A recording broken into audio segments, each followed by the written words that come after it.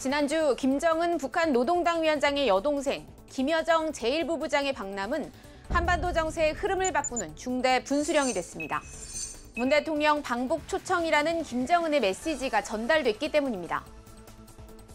청와대조차 미처 예상하지 못했던 그야말로 파격 제안.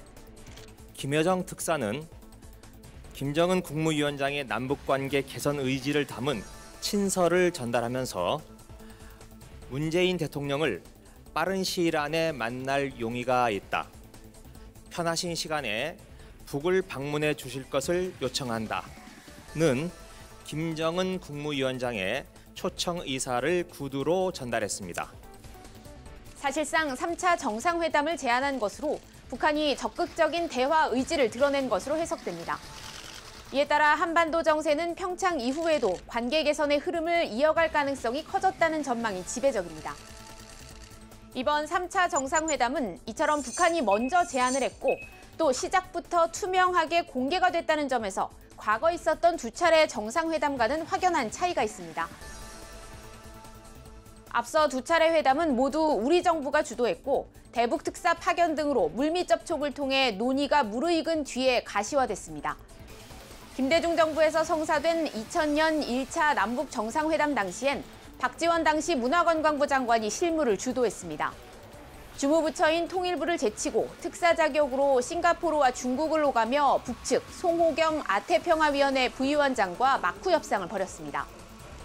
당시는 처음 시작이기 때문에 우리가 처음 접촉을 할 때는 밀사라는 용어를 썼지만 그 다음부터는 김대중 대통령 특사 이렇게 호칭을 했습니다.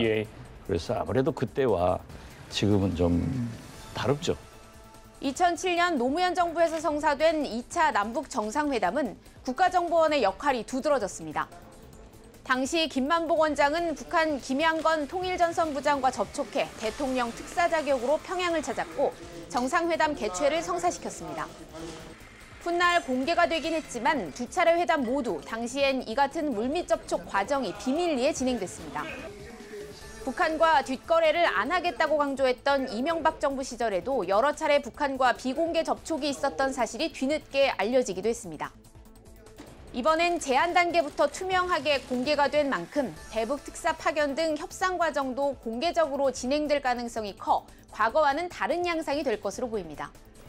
또 앞선 두 차례 회담 때 북미 또는 북핵 6자 회담 참가국들이 북핵 문제에서 어느 정도 해결의 가닥을 잡은 뒤에 성사돼 북핵 문제 진전이 남북 정상회담을 이끄는 양상이었다면 지금은 남북 대화가 그 시발점이 되고 있다는 점도 과거 두 차례 회담과는 차이가 있습니다. 북한이 이처럼 공개적으로 회담을 제안하고 나선 건 국제사회의 다각적 압박 속에 그만큼 대화의 필요성을 절실하게 느끼고 있다는 방증으로 보이는데 동시에 앞으로 넘어야 할 산이 그만큼 많다는 뜻으로도 해석할 수 있습니다.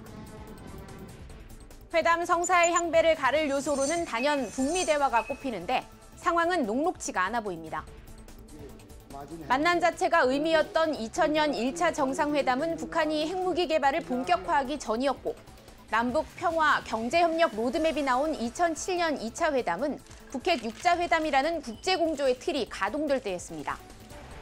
그러나 지금은 북한 핵무기가 완성 단계에 접어들어 미국 본토를 위협하고 있고 국제사회의 공조는 대북 압박과 제재의 틀로 완전히 바뀌었습니다. 그간 언제든 김정은을 만날 수 있다고 여러 차례 말해왔던 문 대통령이 막상 북의 제안에 신중한 태도를 보이는 데에도 이런 판단이 깔렸습니다. 문 대통령은 앞으로 여건을 만들어서 성사시켜 나가자는 뜻을 밝히셨습니다.